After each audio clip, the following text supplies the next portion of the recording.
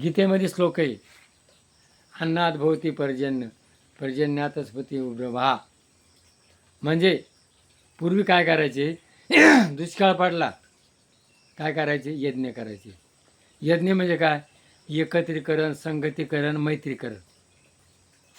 आणि मग एकत्र येऊन काय करायचे, ये होम हवन यज्ञ, भगवंताचं नामस्मरण, आणि मग पाऊस पडायचा. आणि मग आपण आज कोणचा यज्ञ करतोय, दुसऱ्याचा तिरस्कार. आई बापांना वृद्धाश्रमात, गाय कसाब्याला कापाय दिली, बैल कसाब्याला, बैलांना आयुष्यभर तुमच्याकडं कष्ट केलं, आणि मग तो म्हातारा झाला, तो कुठं कसाब्याला कापायला काय. आणि आईवडील तुम्हाला जन्म दिला, आईवडील कुठं वृद्धाश्रममध्ये. मम्मीला अक्कल नाही, पप्पाला अक्कल नाही, आणि तुम्ही काय कळत नाही ग बसा. अरे त्यांनी तुम्हाला जन्म दिला, लहानचं मोठं केलं, एवढं केलं, आणि त्यांना अक्कल नाही. म्हणजे आताच्या जगात काय झालं आहे, स्वार्थ, इंजाय, मला कोणाची गरज नाही.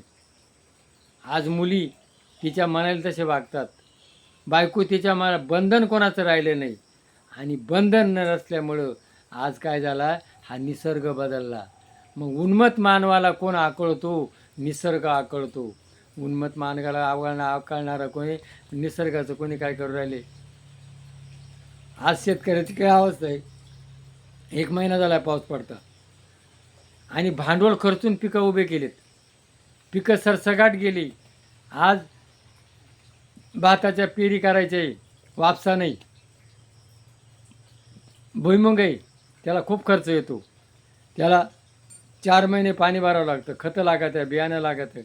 आणि आज काढायला त्याची अवस्था काय, निम मजुराला निम याला. आज कोण मजूर राजा झालेला आहे.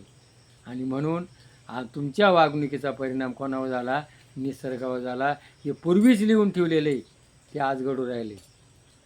पूर्वी जसं लिहून ठेवले अन्नात भोवती पर्जन्या, तर आज ते घडू राहिले, आणि ते घडू राहिले, घडू नये म्हणून आता तरी उघडा डोळे, मातेची या खोळे, दगड आला पोटाशी, अजून सावध व्हा, आणि वृत्ती बदला.